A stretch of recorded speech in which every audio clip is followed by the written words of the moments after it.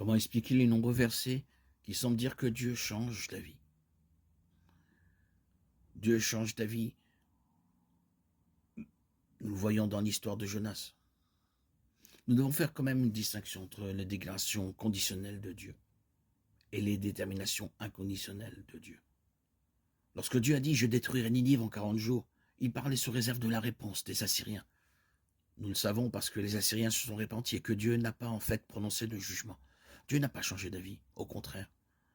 Son message à Ninive était un avertissement destiné à provoquer la repentance. Et son avertissement a été efficace. Dieu est tout à fait cohérent. Dans sa sainteté, Dieu allait juger Ninive.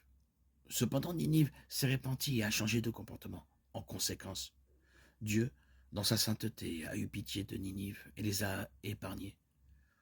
Ce changement d'avis est tout à fait cohérent avec son caractère. Sa sainteté n'a pas vacillé d'un iota. Le fait que Dieu change sa façon de nous traiter en fonction de nos choix n'a rien à voir avec son caractère. En fait, parce que Dieu ne change pas, il doit traiter les justes différemment des injustes. Si quelqu'un se répand, Dieu pardonne systématiquement. Si quelqu'un refuse de se repentir, Dieu juge systématiquement. Il est immuable dans sa nature, son plan et son être. Il ne peut pas un jour être satisfait de celui qui est contrit et le lendemain être en colère contre lui. Cela montrerait qu'il est changeant et indigne de confiance. Le fait que Dieu dise à Ninive « Je vais te juger » puis, après que les gens se soient repentis, refuse de les juger, peut donner l'impression que Dieu change.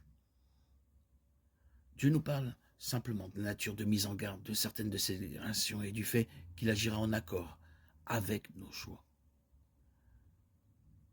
Si je proclame qu'une nation ou un royaume doit être déraciné, démoli et anéanti et que cette nation que j'ai avertie se répande de sa méchanceté, je me repentirai et ne lui infligerai pas le malheur que j'avais projeté.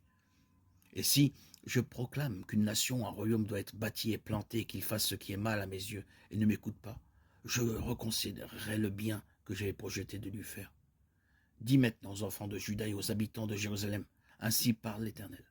Voici, je prépare un malheur contre vous, je forme un projet contre vous.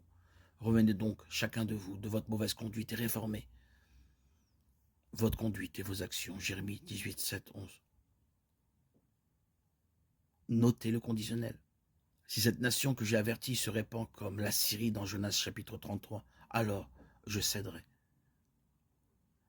Inversement, Dieu peut dire à une nation qu'elle sera bénie, mais si elle fait ce qui est mal à mes yeux comme Israël dans Michée chapitre 1, alors je reconsidérerai le bien que j'avais l'intention de faire.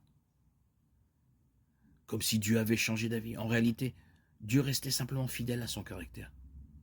Il aime la miséricorde et pardonne aux pénitents.